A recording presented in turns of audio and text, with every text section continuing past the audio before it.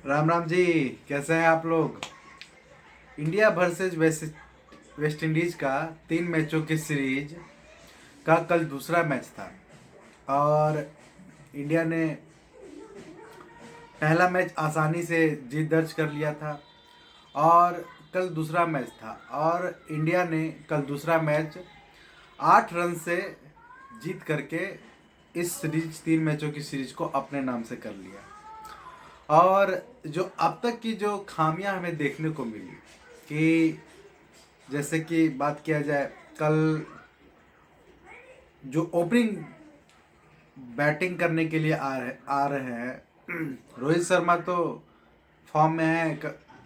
वो एक T20 player की तरह जो खेला जाता है वो हमें देखने को मिलता भी है, लेकिन ईशान किशन वो अपनी सीट बचाने के लिए ही वो मैच खेल रहे हैं। उनका बैटिंग देख के लग रहा है कि वो काफ़ी डरे हुए हैं। जब पहले मैच में वो जब 35 रन 42 बॉल में बनाए थे और आउट होके चले गए तो वो ओपनिंग बल्लेबाज के तौर पे नहीं दिख रहे थे। और जब वो दूसरे मैच में 2 रन 10 बॉल पे आउट बना करके आउट होके चलते बने तो हमें लग गया कि वो स्पिन के खिलाफ ही अच्छी से वो टारगेट कर पाते हैं। वो फास्ट बॉलर को अच्छी तरह से नहीं खेल पाते हैं और उनकी जो कमजोरियां हैं उन्हीं का फ़ायदा बॉलर भी उठा रहे हैं कि जब वो बैटिंग करने आते हैं तो वो फास्ट बॉलर को लगा दिया जाता है। वो फास्ट बॉलर पे स्ट्राइक नहीं कर पाते हैं और आउट होकर के चलते बनते हैं। वो उनकी कमजोरियां पहले मैच में भी देखने को मिला कि जब वो 42 बॉल खेल करके 35 रन बनाए थे और दूसरे मैच में तो वो बैटिंग भी नहीं कर पाए, 2 रन बना करके ही आउट होकर के चलते बने। उसके बाद जब भारत की दो ओपनिंग बल्लेबाजी आराम से आउट होकर के चलती बनी तब कोहली आए बैटिंग करने के लिए। तो कोहली के पास जिम्मे था कि पार्टनरशिप बनाया जाए और आगे बढ़ाया जाए। तो उन्होंने वही किया भी कि उन्होंने कल 52 रन बनाया 41 बॉल में। लेकिन अभी हम कोहली से उम्मीद नहीं कर सकते हैं क्योंकि कोहली भी अभी फॉर्म में नहीं चल रहे हैं। अगर एक मैच में चल गया तो वो अगले मैच का इंतजार करना पड़ेगा कि वो अभी फॉर्म में आए हैं कि नहीं आए। लेकिन कल की पारी उनकी बहुत ही अच्छी थी कि जिस समय बैटिंग एक पार्टनरशिप की ज़रूरत थी उन्होंने उस पार्टनरशिप को बनाया। और जब सूर्य कुमार यादव आउट होकर के चले गए तो वो किसी तरह टिके रहे। और जब कोहली आउट होकर के चले गए तो वाइस कैप्टन ऋषभ पंत और वेंकटेश अय्यर, क्योंकि अगर आप सीरीज पे कब्जा करना चाहते हैं तो आपको रन एक अच्छा खासा देना पड़ेगा, तभी आप अगली टीम को आप बॉलिंग करते समय आप मौका दे पाएंगे अपने बॉलरों को कि आप उस रन को डिफेंड कर पाए। वही हुआ भी कि वेंकटेश अय्यर और ऋषभ पंत ने 52 और 33 रन बनाए और उन्होंने लगातार जब स्ट्राइक किया तो भारत किसी तरह 186 रन बनाने में सफल रही 20 ओवर में और 5 रन उन्होंने खो दिए। इस पूरे मैच में वेस्ट इंडीज की बॉलिंग के बारे में बात किया जाए तो उनके जो स्पिनर थे रोस्टन चेज, उन्होंने 3 विकेट लिया। कॉट्रेल ने ईशान किशन को आउट किया, 1 विकेट उन्हें भी मिला और शेफर्ड को 1 विकेट मिला।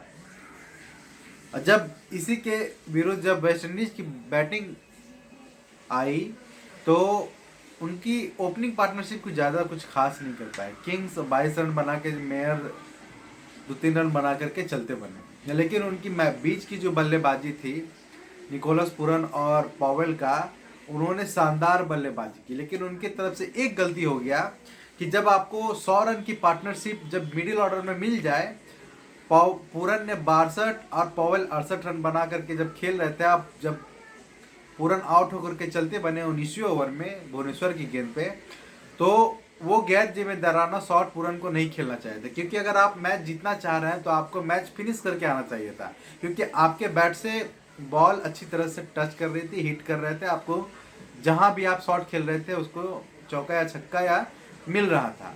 लेकिन वहाँ गैर जिम्मेदाराना शॉट करके खेल के चलते बने। जब अगले बैट्समैन जब बॉलार्ड आए तो उन्हें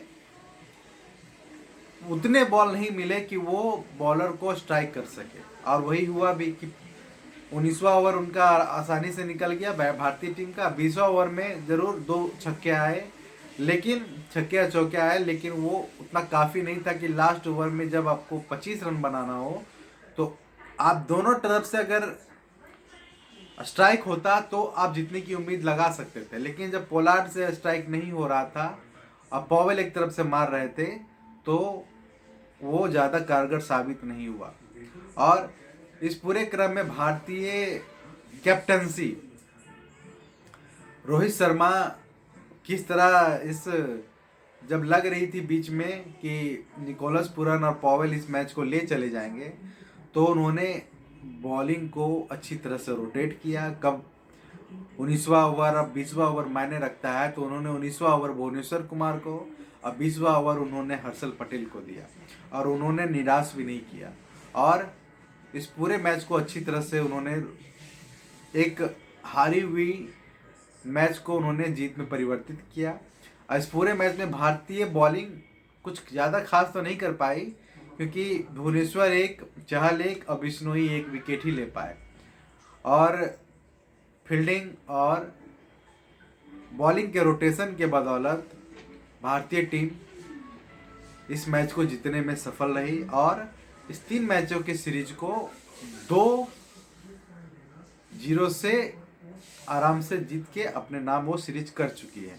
अब तीसरे मैच की ओर जब बढ़ेंगे तो ज़रूर जब आप सीरीज कब्जा कर लेते हैं और वर्ल्ड कप को ध्यान में रखते हैं, तो आप नए प्लेयर को मौका भी देना चाहेंगे, क्योंकि बेंच पे अभी जैसे कि अय्यर हैं बैठे हुए, श्रेयस अय्यर और कुछ आवेश खान और कुछ प्लेयर हैं जो भी बैठे हुए हैं, उन्हें भी मौका, अगर आप सीरीज जीत चुके हैं तो आप उन्हें भी मौका हो सके दिया जाए। धवन भी एज ए ओपनिंग, क्योंकि ओपनिंग हमारी अच्छी नहीं चल रही है, क्योंकि ईशान किशन को एज ए ओपनर के तौर पे अब तक ट्राई किया गया, लेकिन ईशान किशन कुछ ज़्यादा कुछ खास नहीं कर पाए। इसलिए हो सके उनके जगह पे धवन को मौका फिर से दिया जाए, क्योंकि केएल राहुल तो बाहर हो चुके हैं चोटिल के कारण, तो इस धवन को फिर से 3rd मैच में मौका दिया जाए। लेकिन इस पूरे क्रम में एक चीज़ पता चल गया कि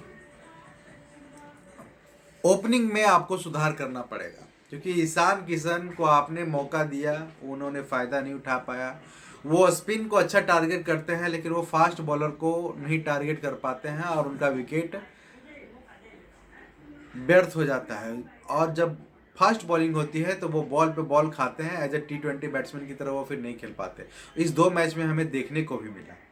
और मिडिल ऑर्डर में हमें अब तक ठीक देखने को मिला कि मिडिल ऑर्डर सुधरी है, कि वेंकटेश, पंत और ये आपके यादव ने अच्छी फर्स्ट T20 में भी, सेकेंड T20 में भी अच्छी बैटिंग की।